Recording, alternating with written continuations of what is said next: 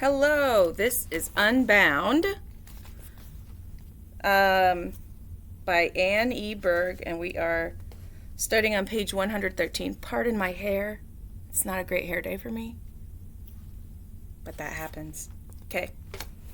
The next day, when Miss Charlotte and her husband finally leave, the missus gets one of her headaches. "Your mama must be praying for you," Aunt Tempy says. "Thought for sure you'd be going to the smokehouse." I thought so too, and wonder why the good Lord listens to some prayers and not others. Still, there's a trembling inside of me, what'll never go away, long as I'm living at the big house. Ever since Jordan walked with me to the blackberry bush, I've been thinking about his little girl and wondering what she looks like. I wonder if she's got pale skin like Jordan, and if she'll pretend to be white like he did. When my arms ache from turning sour milk to butter, I wonder what it's like to do nothing but sit on soft chairs and wait and be served muffins or taters smothered in fresh butter someone else has churned. I like that they call potatoes taters.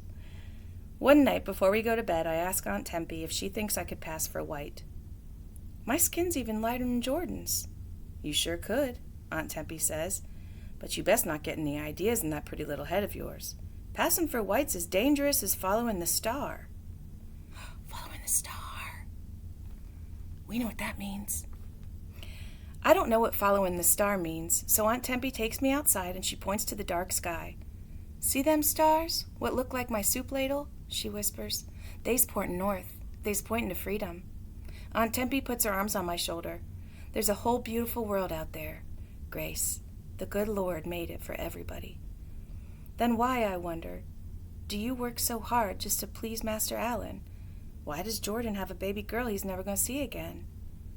But I keep these thoughts tucked private in my mind. We go back inside and climb into our beds. As soon as Aunt Tempy lays herself down, she's deep asleep and snoring. I lay awake a long time thinking about the place called freedom. I figure it must be somewhere near heaven. Mama says heaven's behind the clouds, and it looks to me like that ladle stars point in the same direction. Don't know much about freedom, but I do know a lot about heaven.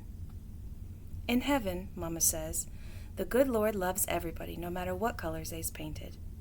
In heaven, the good Lord won't allow nobody to take a mama's child, to threaten, to whip her, 'cause she don't like the weevils hiding in the carrots, or she accidentally spills cider on the kitchen floor. In heaven, Jordan's baby girl will be sitting on his shoulders, reaching for the moon. Seems freedom must be right around the corner from heaven. I fall asleep, jumping from star to star, pretending I'm on my way to freedom, and hoping I wake up there. On Saturday night, Mama asks me about the scratches on my hand, and I tell her about the delicious blackberry cobbler Aunt Tempy made. "Worth every scratch," I lie. Mama looks like she don't believe me, so I hurry and tell her about the blackberry jam. "Only now I know not to eat too much," I say. Mama laughs. Both of us is remembering when I first discovered the wild berries that grow near the swamp. I ate so many my belly hurt for days. "I miss my girl," Mama says. "But I was happy that she's working in the big house and getting to eat good food." She snuggles closer. "I was worried about how the missus would treat you. She's always been a mean one." Through the open window, soft moonlight casts a white shadow on Mama's sorrowing face. I don't like lying to Mama, but telling her the truth would be worse. Seems I'm just falling asleep when Mama shakes me awake. "It's almost daylight, sweet baby. It's time to go back." She opens the cabin door to watch me leave like always. And like always, she makes me promise to mind the missus and don't talk back. And like always, I hold her tight and promise. Only this time I know that my promising's a lie, 'cause I already broke it. Mama's holding me tight, but a shameful sadness squeezes between us.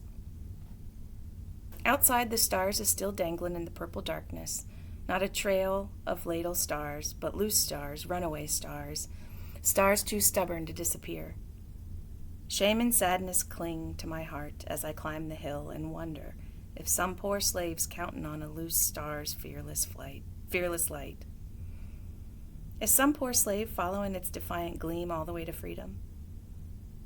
What if that slave was me? She's getting some ideas. Only way to shake my shame is by making myself a new promise to mind all the rules, and if I see a weevil hiding in a carrot or a worm napping in a sweet tater, I'll flick it away without making a peep. If the missus is cross for having one of her headaches, I'll keep my eyes down and let her words thrash me without once looking up or making a sound. It's almost harvest time, and Aunt Tempy's been giving me extra warrants. Master Allen will be frettin' if the missus will be fussin', she says. It seems harvest time's the perfect time to start a new promise. I won't ever try to please Master Allen and the missus like Aunt Tempy does, but I'll make Mama happy by helping the best I can and staying out of trouble, especially at harvest time.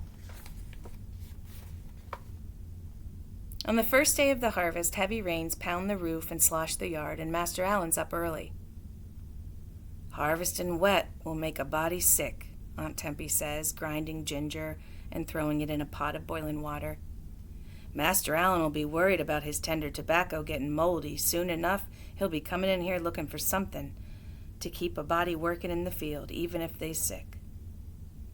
We hear Master Allen's footsteps in the walkway, and Aunt Tempy looks at me with her knowing eyes.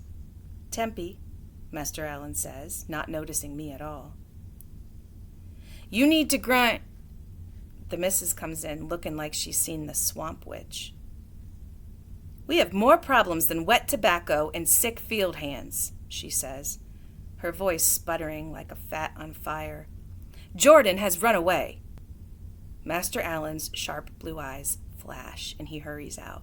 The missus follows behind him, and Aunt Tempy tells me to just keep peeling and mashing. "They still gonna eat," she says. "Did Jordan really run away?" I ask, worrying about the whipping that he'll get from Master when he finds him. "Rain's the best time for running, 'cause the dogs can't catch your scent," Aunt Tempy whispers. "It works better than peppering your tracks." My stomach's fluttering with worries about Jordan, but Aunt Tempy goes right on grinding knots of ginger. All those secrets that she shares with Jordan, and still she don't care about nothing but pleasing Master Allen. Where is her heart? I don't stop mashing, but I thank the good Lord for sending rain, and I pray that he remembered to leave a star lingering somewhere in that swampy sky. Uncle Moses brings Master Allen his fritters, and Anna serves the missus. It's still raining midday, and my worries and wanderings bounce back and forth from Jordan to Mama to Uncle Jim and all the folks that's working in the fields, breathing in that revolting smell of wet tobacco. Aunt Tempy is showing me how to cut a hog for pickling. Feet in one pot, ears and nose in another. And when the missus comes into the kitchen, "As you know," she says, her eyes darting around the room like Jordan's hiding in the pots, and she's scowling at me like I put him there. "As you know, Jordan has run away. I have no doubt that he will be back, but until he returns, we will get by in the dining room with a shift of duties." Her eyes fix on me and dance a little. A ghostly cold shivers up my spine. "Grace, you'll take Jordan's place." She looks at Aunt Tempy. "Grace has been coddled long enough, and she's old enough to do real work." She looks at me like she's smelling stinky bugs. "Mind you, Jordan's white gloves won't fit, so clean under those fingernails before you touch my dinner plates." That afternoon, Aunt Tempy scrubs my hands with a corn cob, but no matter how hard she brushes, my fingers don't seem clean enough. "Why can't they just get their own food?" I ask, even though I already know. White folks in the big house won't be happy unless they have people like me to boss around. Aunt Tempy ignores me, and she goes on scrubbing and inspecting. "They can't cook or clean or even dress themselves, and they's not strong enough to work in the fields or even carry a plate of crab cakes to the table. Except for Miss Charlotte, they's all as mean as cottonmouths and not as smart." Aunt Tempy hushes me. "Can't be thinking that way," she says. "Or you's just as bad as them, judging folks by they color of their skin is wrong, no matter who's who, no matter who's doing the judging." She turns my hands over. "You stand tall and you don't let the missus see you shaking," she says. "And one more thing. Master Allen likes to think he's the only one with thoughts behind his eyes, so don't be showing him that you understand more than what he tells you. But that's not fair, I say, worrying how long I can keep my thoughts from spilling again. Aunt Tempe dries my hands with her apron. Grace, there's plenty of white folks like Miss Charlotte. There's plenty of white folks that's kind. What's kind? Sorry, guys. There's plenty of white folks what's kind and know that keeping slaves is wrong. Jordan says that a white folk helped him hide. He says up north there's even a few that's working to get some laws changed. She takes a deep breath and she lets it out slow. Times is changing, Grace. Jordan says soon the whole world's going to wake up. Soon the whole world's going to see that we all got the same blood running rivers inside of us. Thinking of Jordan makes us both quiet. Aunt Tempe turns my hands over to inspect them one more. You just gotta pray that it comes soon, she says finally.